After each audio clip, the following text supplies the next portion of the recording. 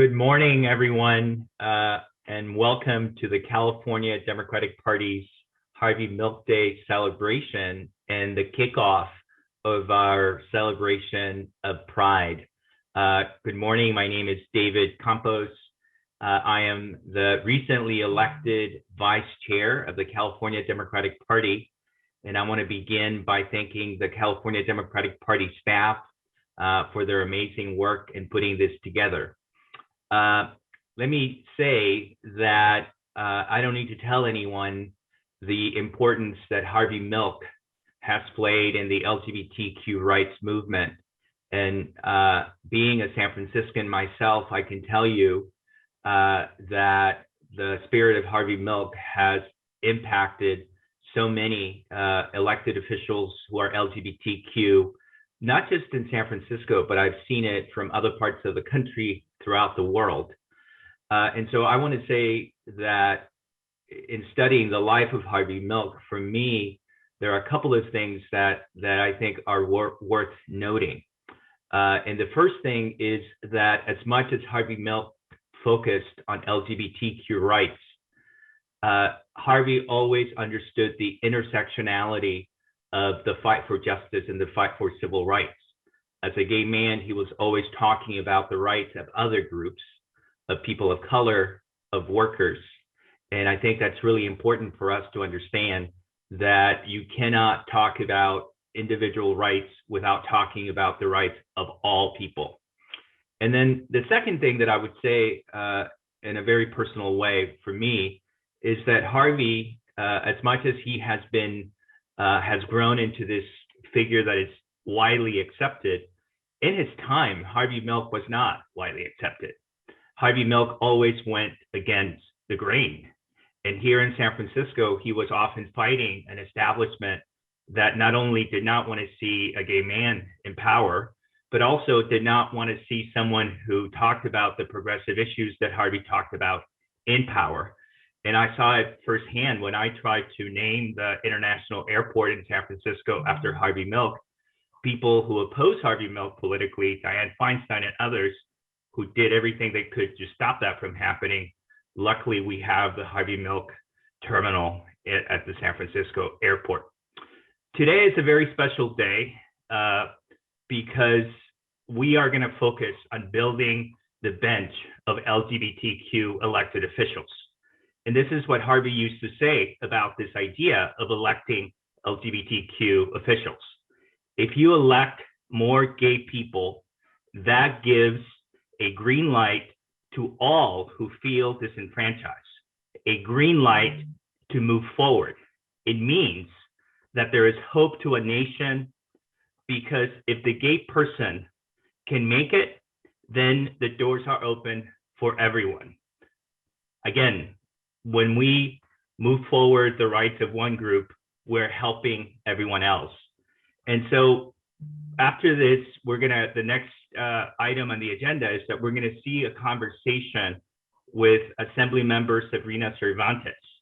And I know that Harvey Milk would be proud to see LGBTQ leadership elected in Sacramento, Assembly Member Cervantes, Assembly Member Lee, who are really living the dream of Harvey Milk.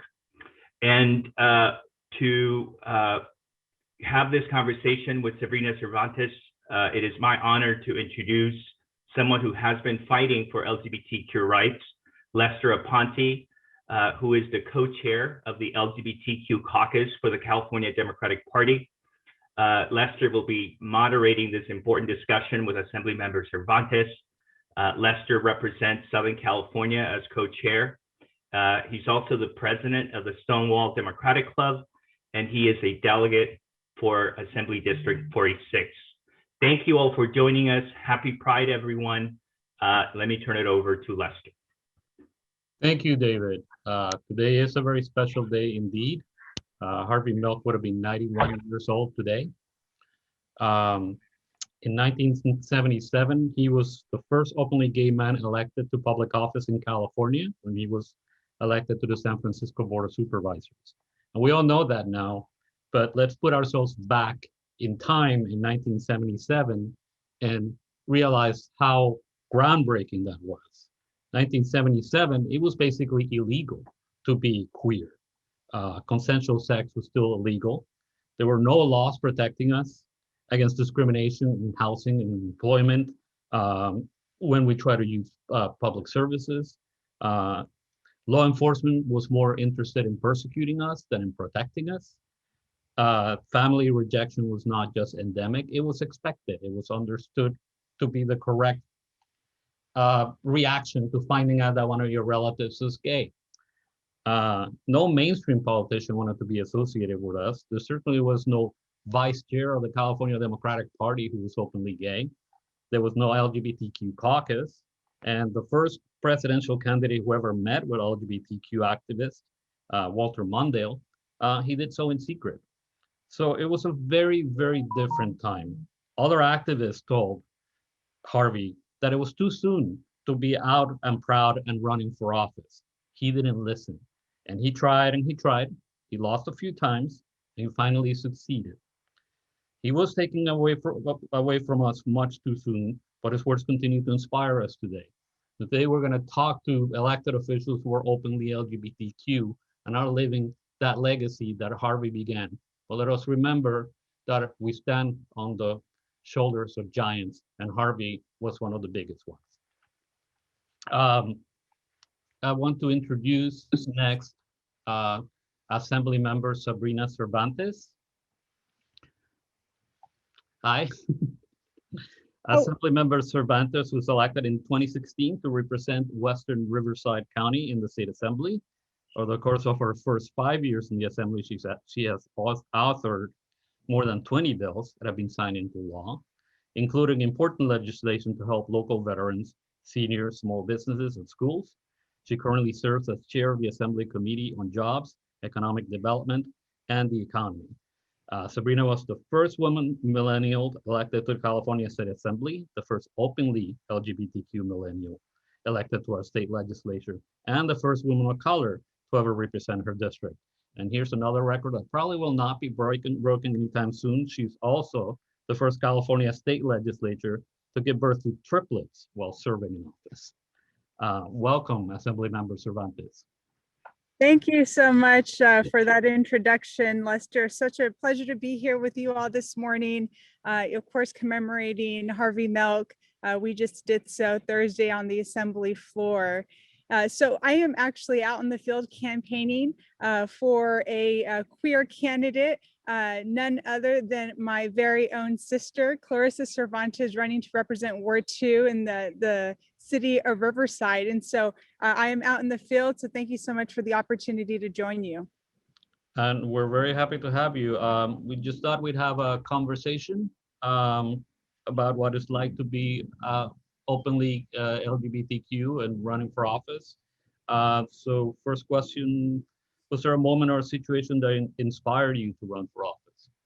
Well, I think that there's many moments, that the collective experiences that really propelled me to seek public service. I came to a point in my life where, just sitting within myself, analyzing who I am, where I belong, just my self-worth, and just trying to find solutions to the problems that we face, right? So this internal dialogue really propelled me to be that change that I wanted to see for my own local community. So it took many years of organizing, registering people to vote. We registered over 20,000 Democrats in just one election cycle. And so again, all these collective experiences, it's not just one that really where I found my inner voice that allowed me to take that next step in my career and run for office in 2016. Thank you. Did you have a mentor? If so, how did you find that person? And did you find that helpful in your journey? I did. I think mentorship is extremely important. One of my mentors that I often talk about is Scott Hines, former city council member, former boss. He actually played a very pivotal role in my life just over a very short period of time. Just watching his journey to elected office really gave me the inspiration and the courage to live my life authentically and proud. I will say another mentor of mine is my father, who has successfully guided me through life's twists and turns. I truly benefit from his wisdom, over his course of his career, which do align with the work that I'm doing today. But I really relied on his guidance and his encouragement. Thank you. We've heard stories from women in the U.S. Senate having to endure many inequitable situations.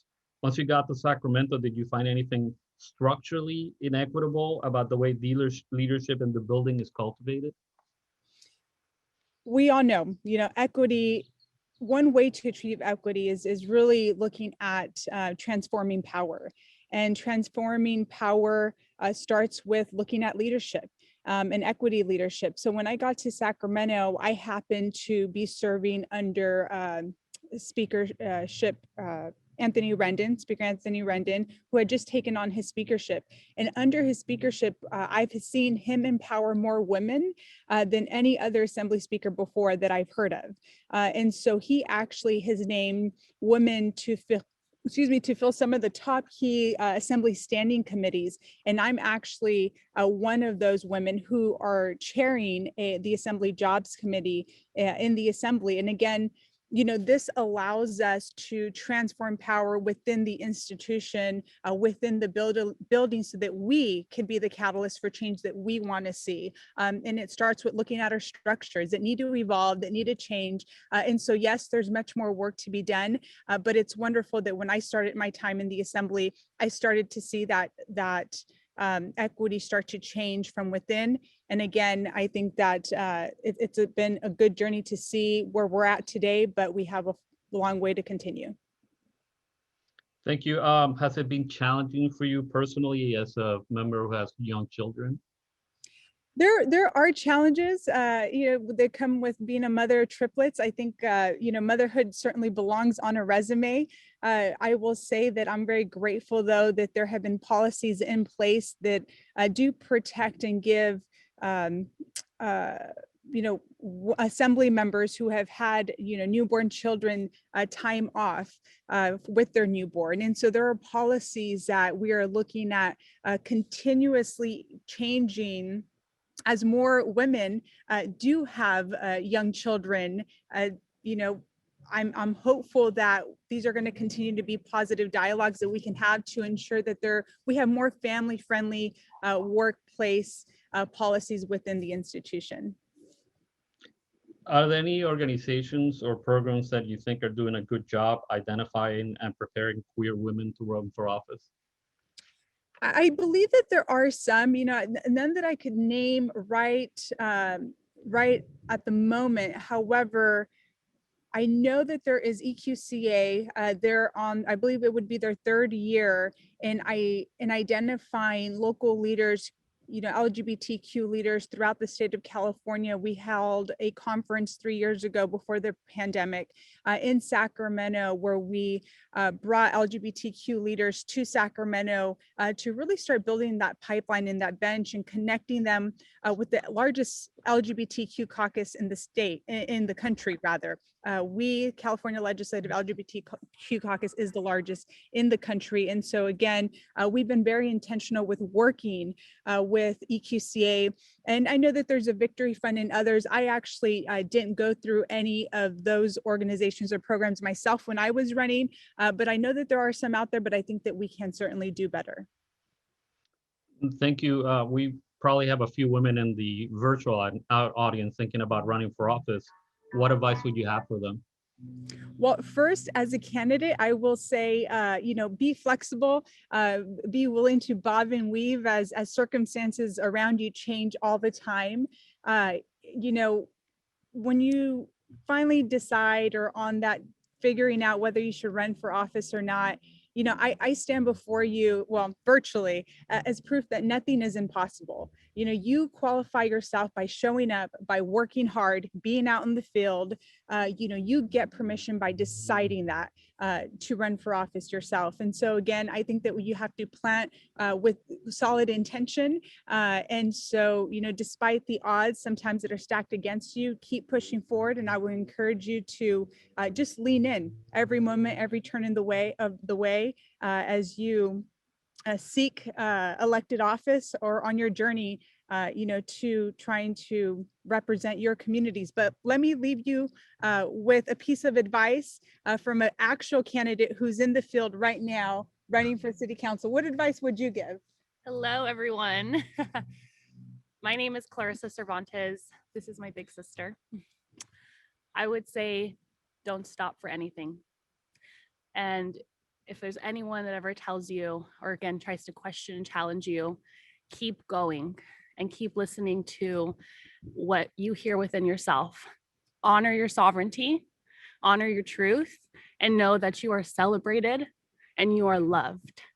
And you are going to empower and inspire others. My sister has empowered and inspired me to stand in my truth. And that is how I'm able to be here today. And just continue to rise. Rise for the people, and the people will rise with you. That's what we leave you with today. Thank you, Team Cervantes. Absolutely. Thank you all. Thank you so much to Assemblymember Cervantes. Now I have the distinct honor of introducing my co-chair, Tiffany Woods. Tiffany is a wife, a mother of 3 trans women, photographer, filmmaker, and longtime community organizer. She currently serves as a transgender health specialist at the California Department of Public Health. And I am constantly in awe of her sense of duty, her work ethic, her energy, and her organizational skills. It is an honor to serve with her. Tiffany Woods. Thank you for that wonderful introduction. I am so honored to be here today. And the moment is not lost on me. I was a closeted trans kid living in Pinole, California, going to school in Catholic all-boys high school in Richmond, California, in 1977, when Harvey was elected, and jump forward to today as the first trans woman to be elected a caucus co-chair in the California Democratic Party, and re-elected recently in May. I'm so honored to be here and to have this moderate this panel of our new generational of leaders. There are generations of leaders across this country. We happen to have 3 transformational leaders with us today. So I'm going to introduce them. I'm going to bring them on. They're going to come on as I introduce. I'm going to run all 3 introductions in a row so that we can just jump into the panel. So bear with me. You know who they are. So I'm just going to give a really brief little cliff notes. You can also Google them. They're very Googleable. All right, Assemblymember Alex Lee, 25th District. Alex Lee was elected to November 2020 recently to represent California's 25th Assembly District, which includes Alameda County, yay, communities of Fremont, Newark, Santa Clara, communities of Milpitas, San Jose, and Santa Clara. He is the youngest, let me repeat that, the youngest state legislature, as well as its youngest Asian American member, and its first openly bisexual member and a member of the California LGBTQ Legislative Caucus. Alex Lee, welcome. All right, joining Alex is Honey Mahogany, the 3rd Vice Chair of the San Francisco Democratic Party, pronouns she, they, activist, political, and drag queen in one. Honey Mahogany is a co-founder of the Transgender District, the world's first transgender district. Let me make that point clear. A co-owner of the Stud Bar, serves as the Vice Chair of the San Francisco Democratic Party and might be serving as chair, but I'll let her tease that out. And works as a legislative aide in downtown San Francisco. Tons of awards. Mahogany was featured in both the Stonewall 50 Equity Collective Advocates, Continued Legacy of Stonewall, Now Magazine. Follow her on Instagram if you want to be more, because I don't have all the time to read her bio. And you can follow her and she'll let you know what's happening with her. And our 3rd panelist is the Honorable David Vela, trustee of the Los Angeles Community College District, he, him, his. David is a founder of Honor PAC, a political action committee that supports Latino LGBTQ political candidates. David now serves as the first open LGBTQ trustee for the Los Angeles Community College District and representing 300,000 students, many of them who are LGBTQ. David has been at the forefront advocating for students as chair of the Chancellor's Advisory Committee on LGBTQ Affairs. David, welcome. All right, Google them if you wanted more, follow them on social media. I don't have to give you all their things. I'm so excited that you're joining us. Really quickly, Alex, I'm going to go Alex, Honey, and David, go ahead and say a quick opening remarks and welcome before we jump into these amazing questions. Well, happy Harvey Milk Day, everyone. I'm really honored to be joining you today in celebration of Harvey Milk and, of course, the incredible accomplishments that generations of LGBTQ plus leaders have really paved the way for that someone like me, a queer young Asian American, could actually exist and be a representative. So I'm really happy to be joining you all. Thank you so much. Well, I am extremely excited to be here. As a former, actually, Harvey Milk Democratic Club president, as a native San Franciscan who grew up, hearing about the legacy of Harvey Milk, I think today is a really important day to recognize and honor the memory of someone who was a trailblazer. And I think that it's also a great opportunity to reflect on, this current state of the movement, whether it be the LGBT community or beyond that, how we're building an intersectional movement, as Vice Chair of the State Party, David Campos said, Harvey Milk was all about intersectionality. And so how do we continue that legacy and build a stronger Democratic Party? So I'm really excited and looking forward to this discussion. Hi, everybody. I'm really happy to be here. I'm really excited about really getting to talk about, what's the future with our students in particular. California, we're dynamic. Someone like Harvey Milk knew that. And so we have to invest in our students. Los Angeles County, like San Francisco and Northern California, it's very important that we continue to support our LGBTQ students, and in particular, ensure that they know about our past and history, and that they are afforded some of these rights, and in particular because of someone as dynamic as Harvey Milk. So I'm just here to shed light on their experience, and also experience as a leader in the Los Angeles County Community College District. Awesome. Thank you, Alex. Thank you, honey. And thank you, David. We're going to go formal on these. I'm not going to use your titles as we get into these questions. All right. So here we go. First question is for you, Alex. Your path to elected office is almost like a movie storyline. As somebody who I worked in Hollywood for many years, and I was a casting director and a producer, and I've had my SAG card for 30 years, so I know what that's like. It is amazing. It does movie of the week, Netflix, it doesn't matter, feature film. You've only been in office a few months. I mentioned the youngest person ever elected. Do you have any initial impressions on how the path to office is or not stacked against young LGBTQ people? Oh, it's definitely stacked against young LGBTQ people. I can tell you, I can attest to that. I have the great honor of representing the 25th Assembly District at the age of 25. So I'm 25. And, I'm sure if someone pitched what happened in my story as a movie, someone would say, well, that's not realistic. That wouldn't have never happened. When I ran, I was outspent. I was literally outspent 15-1 just by one of my opponents in the primary. And we just knocked on 30,000 doors, went out to every small thing. And literally the primary election was a week or two. Yeah, just a week before the pandemic lockdowns had begun. So if it was delayed anymore, I probably would not have won entirely as well, because we were so ground game based. But coming to Sacramento, and having that mentality in the campaign where I had to constantly have an uphill battle where I had to earn my spot, it's the same thing that happens here in politics. Consistently, when you're of any identity that has historically not done very well in this country, you're not looked kindly upon. You're not given the benefits out. And when I'm a young queer person of color, combine three of them together, you have to work 100 times harder. And I'm sure everyone in this chat has had those experiences where, your peers who do not have those outward identities or any of those identities have not had to prove their worth consistently. And that's something that happens with especially queer folks in politics and every level of government. It's just, you got to prove your worth. And unfortunately, that's the route we go for. But I think as we do it and make it more successful, as we prove our success, we open the door for more and more LGBTQ plus people to be in office and in government. But it's obviously on the responsibility of people like myself and the caucus to prove that it works. Awesome. Thank you. Great answer. All right. We're going to switch over to David. Now, on my screen, I'm going like I got a cross, and so I'm playing Brady Bunch right here. LGBTQ Brady Bunch. Isn't that what we always wanted? All right. David, as you know, we're celebrating Harvey Milk Day. Part of his story was campaigning for districts to enable more diverse representations. You're on the LA Community College District. We've established that. Where has this been seen as an impediment to diversity, and how were you able to beat the odds?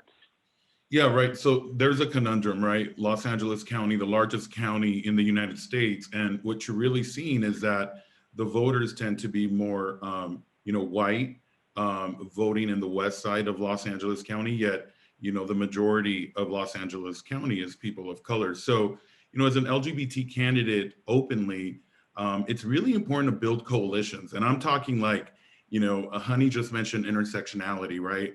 And that really matters. So when you're out there campaigning, you're talking about bringing in, Black women, trans women. You're talking about bringing in the Asian American, community that's, flourishing in the LGBTQ world in Los Angeles. You're talking about bringing in, Latinos that are conservative, that are going to church, and you show up. I really think, Assemblywoman Sabrina Cervantes really, hit it on the nail, and that is that you just got to get there. You've got to show up. And, I really commend also Assemblymember Lee, because at the end of the day, if they don't see you, they're not going to vote for you. And so it's really coming together to understand, to build that coalition. And, Harvey really cared about districts, and he's right. Those still are very important, in particular where you cannot get the fair share. And so you have, people like ACLU and Maldiv that are ready to sue for districts. But right now we're not there yet. But what I did do is, like, I'm showing up everywhere. I'm talking churches. I'm talking about, from the West Side, over in Beverly Hills down to South Los Angeles. I did it, and I had to be there because I really do care about students, and in particular LGBT students. They need to see somebody that's LGBT on that board. Okay, awesome. So it's about showing up and how you show up and where you show up. Oh, absolutely. All right, and yeah. Okay, Honey. All right, I'm so excited. Are you ready? No, it's just having a trans conversation. We don't get those often. I'm up in corporate Sacramento, and I left the Bay Area. I was in Alameda County for a long time. We've had a very few openly trans and non-binary people in elected office, which we really just started to see change in 2017. How can we change that? I know you are changing that. I've been trying to change that within the party. What are your thoughts on that?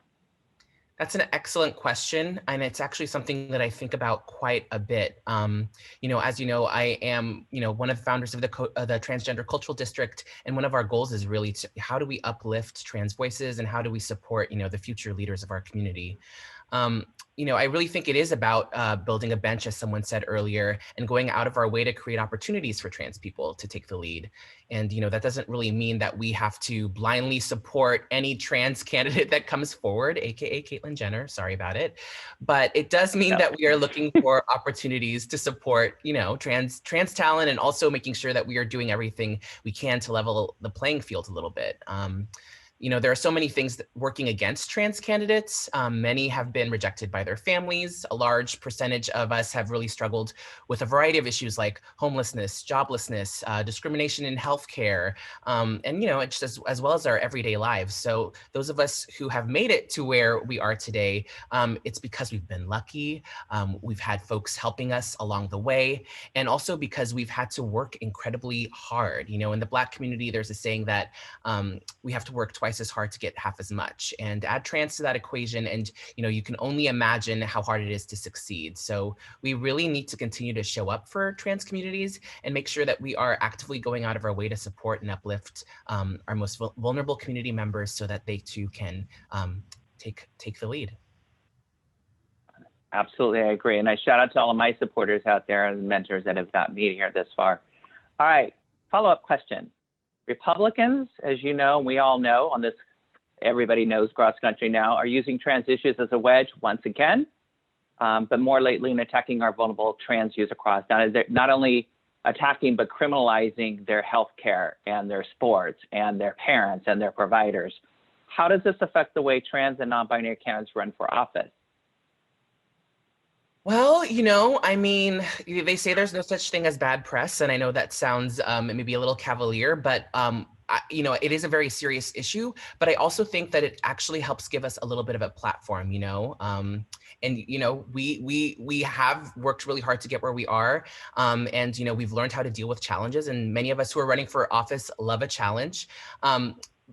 even if we didn't have to run for office. But I will say that while this is, generally horrifying and toxic, it can actually be something that pulls us together as Democrats, because while Republicans keep narrowing their base, Democrats have a real opportunity here to actually continue to expand ours. And so, we absolutely must do that and continue to build a more intersectional movement. And, while Republicans, continue to ostracize, I think, more and more people and narrow their base. Again, like as a trans candidate, I think we have trans candidates, we have the opportunity to actually capitalize on that and say like, well, we're not that, we are a part of the community, and, just building an intersectional movement and fighting for each other's rights. So I think it's an opportunity. I think wherever there's an issue like this, it's an opportunity to actually build some other bridges and come together and be stronger. Awesome, thank you. Building bridges. All right, we're gonna go back to Alex.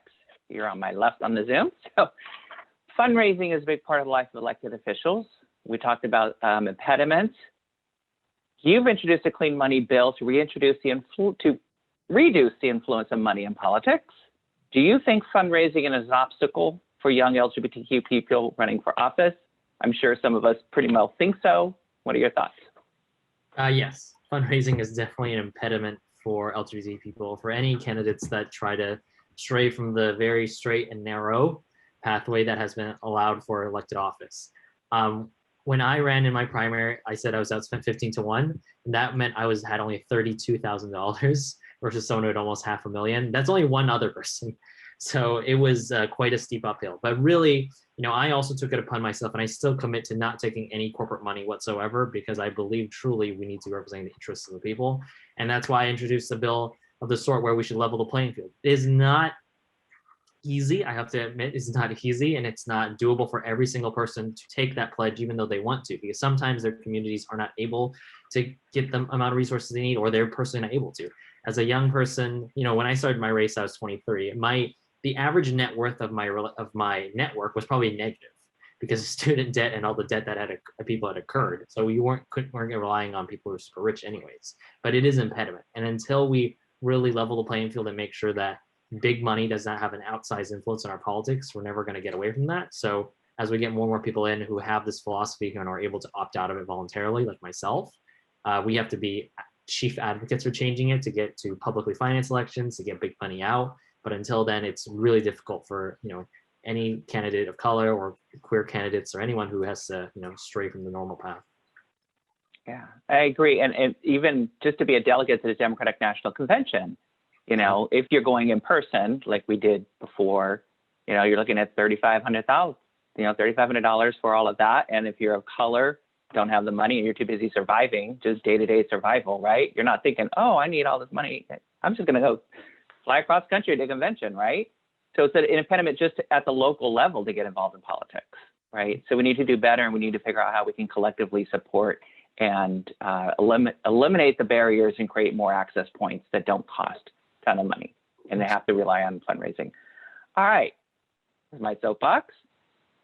All right, David, back over to you. You were elected young too, but were a staffer and ran in a lot of political circles before being elected. You were a staffer on many. You spent time here in Sacramento as in the legislature staffing. Do you think that helped you get elected?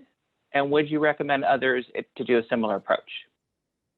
That's such a great question. And, when I look at Assemblymember Lee and Honey and Sabrina, back then, honestly, that's what I thought you had to do as, an LGBT candidate. You had to staff someone, you had to put in your hours for like 20, years, and intern, every 2 minutes, and, carefully introduce yourself as LGBT to your boss. I remember working for LA County Supervisor Gloria Molina and being closeted to her. And she was like, David, I know. She's like, I've been around. And so, she ended up swearing me in when I was on the, first school board I ever sat on. And I remember this, she said, I'm so proud of David. He's my, gay son I never had and always wanted. That's what Gloria said publicly. And so you look at that, and then you look at today. I think it is helpful to hone in on skill sets. I think that you look at someone like Insurance Commissioner Ricardo Lara, for example, right? Who, you know, his whole career was in the building at the Capitol and then ascended to the first LGBT statewide, you know, officer. So it does help. However, I got to tell you that I really love how, you know, today's candidates, LGBT candidates, are going at it without having to have served before, with, you know, being proud and being aggressive. I love that because it really warns, number one, I think that it just gives us such a bright future. Someone like my niece, for example, can just do that and not have to, you know, for example, quote unquote, kiss the ring.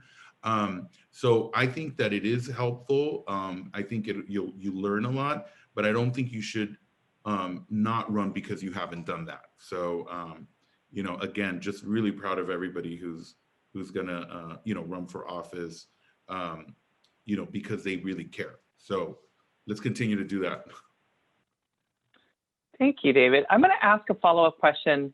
I know it's not on the list, but I was just thinking, so we're talking about Harvey Milk, and we know there was a Harvey Milk Day passed, and we know that's impacted school districts trying to celebrate that. What are your thoughts about that? I know some school districts have not embraced that, you know. How do you think that Harvey Milk Day in school districts affects students? I mean, we know that positive representation, but how do we fight the pushback on that? So it's all of us here. I mean, I got to tell you, when I sat on a K-12 board, you know, kindergarten and high school, I started the first ever, you know, talks about any type of LGBT movement, you know, anti-bullying, you know, all of the different parent groups in particular. And so it's about us bringing those messages and incorporating, by the way, young students. I mean, you know, as young as, you know, middle school, we've got to get them involved in the democratic process. I think that Harvey Milk should be in our textbooks. And I got to tell you, that's something that, you know, I'm really proud of, in particular, the state legislature, which is pushing to, you know, create the narrative that we've been around, you know, people like Harvey Milk and even before that. So I think it has a lot to do with us mobilizing with legislation, with motions on local school boards to ensure and work with essentially all of the, you know, nonprofits and advocacy groups that protect our young students to get them to understand that, you know, they matter, one, and that, you know, we are there to protect them. And, you know, the toughest part serving on a school board when you're LGBT is hearing about your students, you know, harming themselves because they never had an opportunity to, you know, talk to anyone. So we have to provide that safe environment for our students, especially our trans students, because it's important. Safe zones, you know, pushing, you know, laws to make sure that, you know, the restrooms are able to be used by everybody, no matter what. So there's just so much more to talk about, but yeah, let's involve them. Thank you. Curriculums are so important. I also want to shout out that Jose Saria is somebody that should be taught in schools too, and I know he is. And that part of that inclusive curriculum. Somebody I knew and mentored, and I actually got to paint the Mama Jose several times as an empress in the court system. All right, we're going to switch back over to, all right, our final question, but we're going to do a little bit more because we're actually ahead of time. So final question first for all of you. And then I'm going to actually start, since David went, we'll go Honey, Alex, and then David. Do you think Harvey would be proud of where the community is today? Why or why not? So I don't want a canned answer. I want your actual thought. We'll start with Honey. You know, I think I was thinking about this earlier, and I think it's really hard to say given the context of the 70s, right? I mean, it was such a different time and people were fighting for such basic rights. I think he probably would be frustrated that we are still fighting for some of those same basic rights now. And, you know, I think particularly in San Francisco, he'd probably be even more frustrated that as a Democratic Party in San Francisco, we're not as unified and we are a little bit fractured. And, you know, there's some of us who haven't really taken the time to build solidarity with the labor movement and with other movements. And yeah, I think he might be a little disappointed that we aren't as intersectional as we could be, and really standing up um, um, for not just inequities, but injustices that we see not just here, but globally, as we should as Democrats.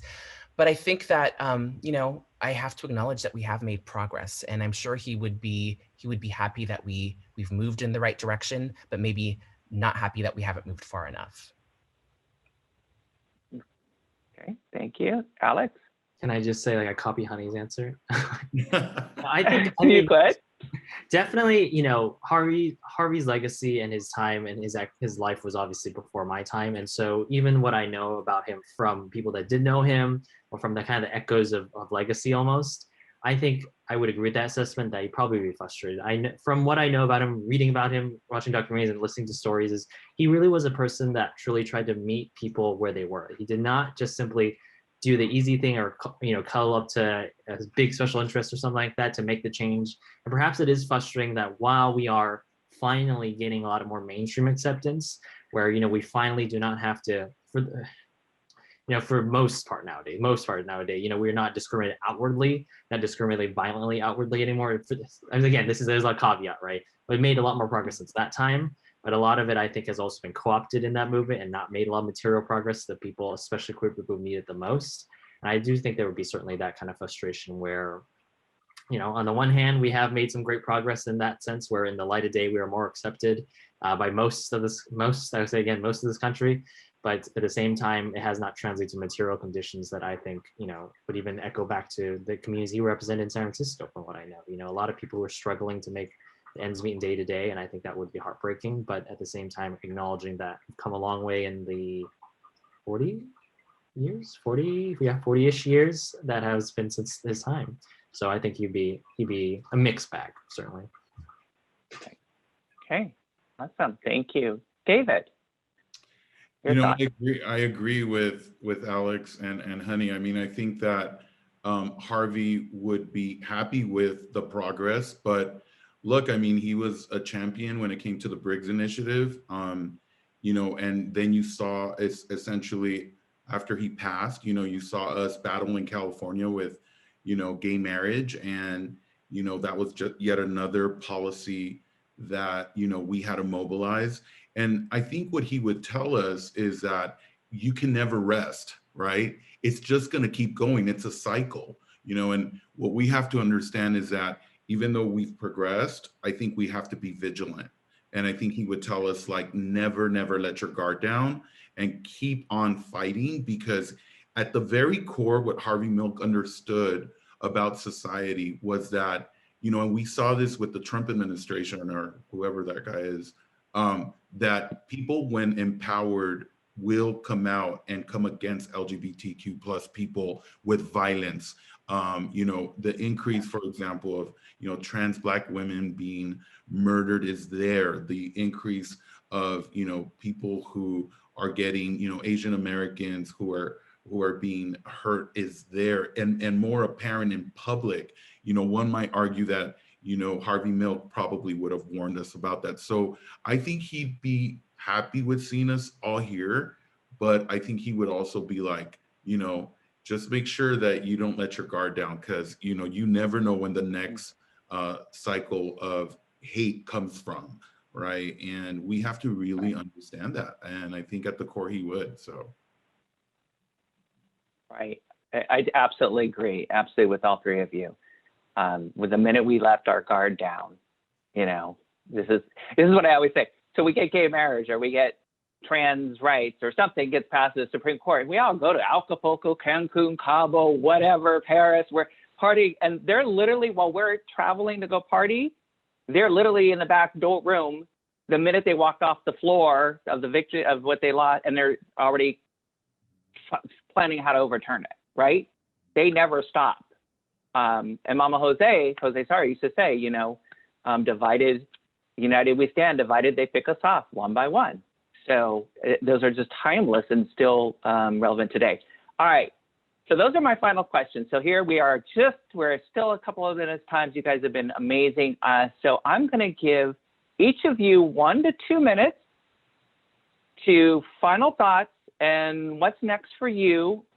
We will start with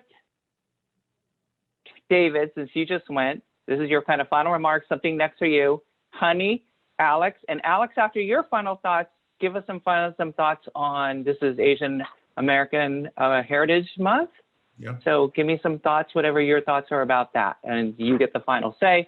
All right, Honey. I think it's David. Oh, David, that's right. David, Honey, thank you. David. Honey, you can take it. You can take it. I've got to tell you guys, first of all, fantastic that the California Democratic LGBT Caucus is doing this on such a special day. And we need to continue this. This caucus has shown what you can do when we're organized. I think it's extremely crucial for the LGBT caucus and the California Democratic Party to be visible, to be able to communicate. And, you know, I hope that this continues. And thank you so much, Tiffany and Lester and all of you who have been just fantastic in leading us in this party. It's really important that we're at the table, you guys. I mean, when you look at, you know, the way that the United States has really shifted, you looked at somebody like President Biden, who, you know, people thought we're not going to be inclusive of progressive movements. And you're seeing that he's communicating with people like Bernie Sanders and LGBT folks on cabinets, you know, whether you like, you know, think Pete Buttigieg is, you know, too center or whatever, but he's still LGBT. We still need a lot more of, you know, the administration to continue to bring in LGBT folks. But here in our beautiful state of California, you know, we're not going anywhere. And so, you know, I really applaud this platform, because what we're doing essentially is from school boards, you know, over to governorship. We need to be at the table. And I remember someone saying this earlier, I think it was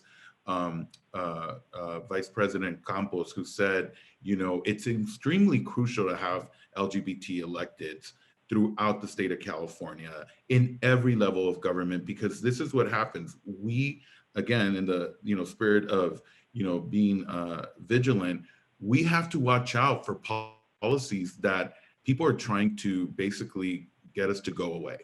That's really the reality. And so what we're doing here is bringing this conversation. I'm really, really happy being the only LGBT open person in a district with 300,000 students.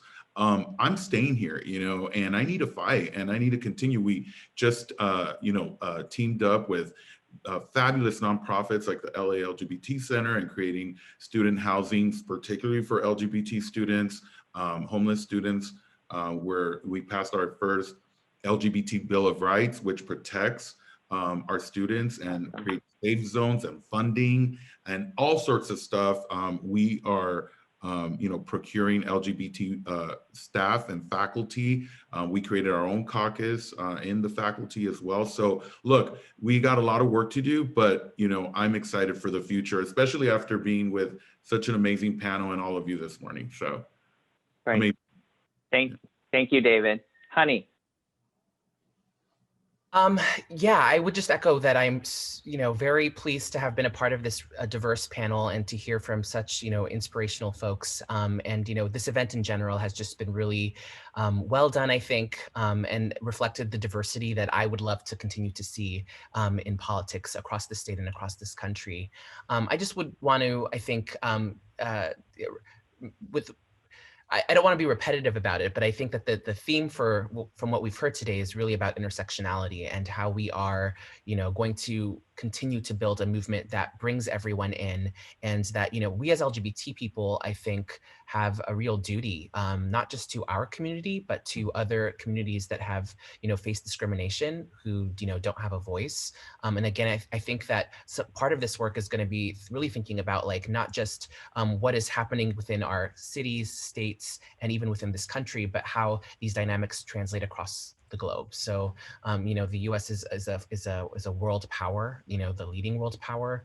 And I think that, what we do matters and what we say matters. And I think that that's something that we really need to think about as we continue to build the Democratic Party. And I think it's what, Harvey Milk would have wanted. So I'm super grateful for this opportunity. I'm very excited for all of your continued leadership to grow. And I can't wait to get down in the trenches and work with all of you. So thank you. Thank you, honey. All right, Alex, final thoughts? Final To thoughts. rush you, but Well, I was gonna say thank you so much for having me on this event. Really do hope that we will be able to have an in-person CDP LGBTQ Caucus event soon enough, hopefully soon enough. But I'm really reminded, especially about, you know, as Honey and David all talk about intersectionality and looking at David's amazing background on Zoom background, like I'm so grateful that we're part of a community that by definition is intersectional. No one lives a one identity or one issue life.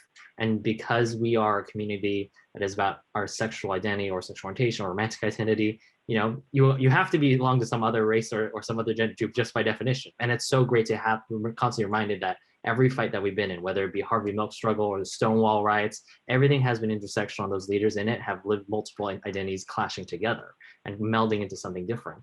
And as we are wrapping up API, Asian Pacific Islander Heritage Month, and we're coming out of a second wave of, well, I shouldn't say second wave, but a new renewed surge of racism that has stemmed from the very tops of this our federal government last year or last couple of years. It's a great reminder that, just as Tiffany said, you know, united we are stronger together, but when we're divided, they pick us up one by one, right? Because there will be those who prey upon the very valid fears of people of every identity, whether they be queer, straight, or everywhere in between, is whether they prey about their competitive sports, a virus that comes from a different country, or immigration status of people. They will always find these ways on their face that seem like good things to talk about, but that's how they get more clever, right? Every time we have a victory, they find something to evolve and change that message. As we've probably heard from that famous Republican strategist for Nixon, is they evolve the message, right?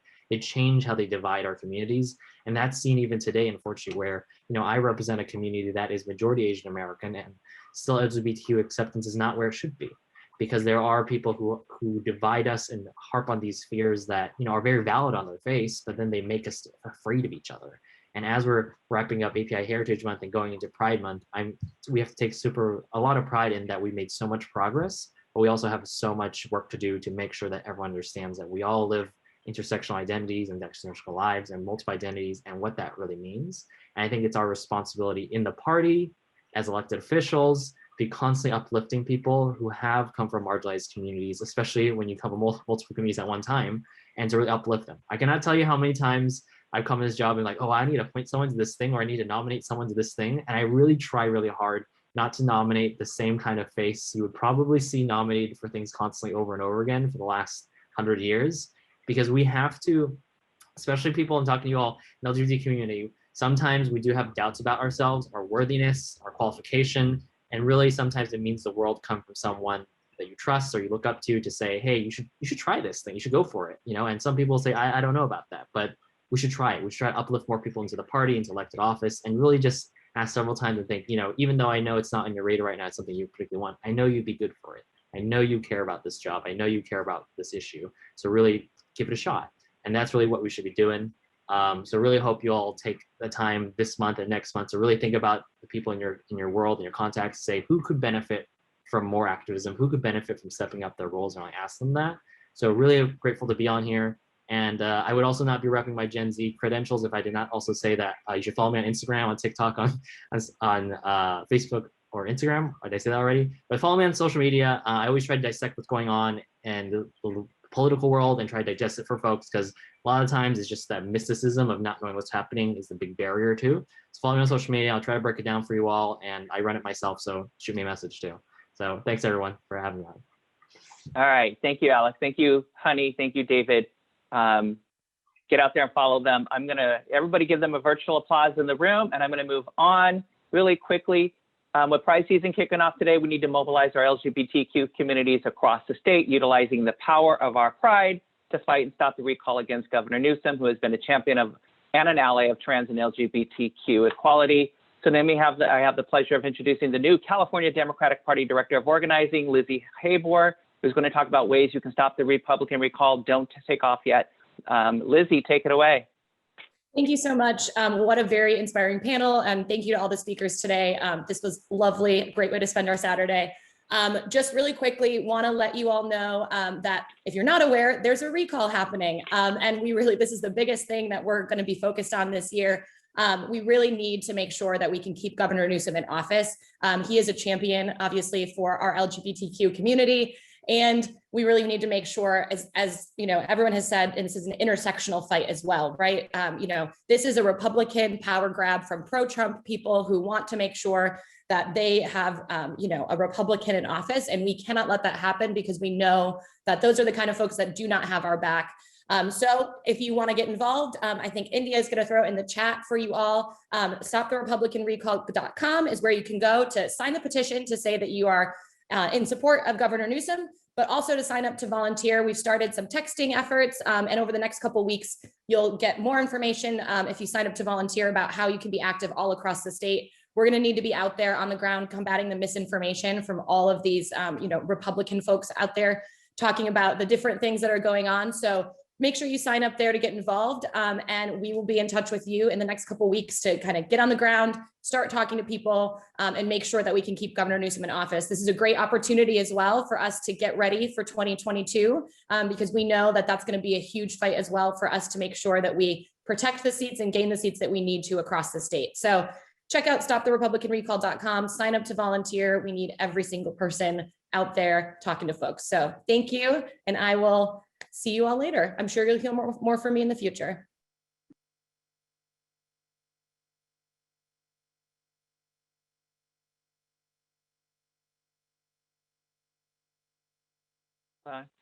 Really quick, thank you, Leslie. Follow the links in the chat. Let's stop this recall and let's mobilize our Pride, all of our Pride season and our events to stop the recall. Lester, amazing event.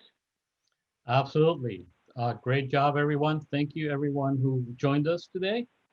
Harvey Milk, one of the most important things he said for us to do was to burst down those closet doors once and for all, stand up and start to fight. And everyone on this call has done that and is continuing to do that. The work is not done, but we are living the legacy of Harvey Milk. And it is right that we are honoring him today. And we honor him every day when we fight for our rights. And we continue to keep our guard down because our enemies, they never rest. They think that they're got God on their side and the right on their side, and they will continue to look for ways to exclude us and discriminate against us. So thank you everyone for being here today. If you want to join the LGBTQ Caucus, we have the link was shared on the chat, and we will have many more events like this. Awesome. And I want to shout out really quickly to our newly elected Vice Chair, CDP David Campos, our panelists, Assembly Member Sabrina Cervantes and her sister Clarissa out there joining us on the campaign, Assembly Member Alex Lee, David Vela, Trustee David Vela, Honey Mahogany, Lizzie Boyer, Habor, and I want to really shout out to Vincent Thomas and India, Vincent and India from CDP and the California Democratic Party who are hosting this with us. They actually came to us to host it, so we want to thank you, California Democratic Party, for working with us and for putting this day. Everybody have a great, impactful Pride season. Let's get out there. Let's make sure that we remind folks where our roots of our Pride come for, because Black lives still matter and trans Black lives matter more in this moment of attacks against across the country. So on that note, happy Pride, everybody. Make it impactful. Thank you, everybody, and have a wonderful Harvey Milk Pride Day. Happy Pride, everyone.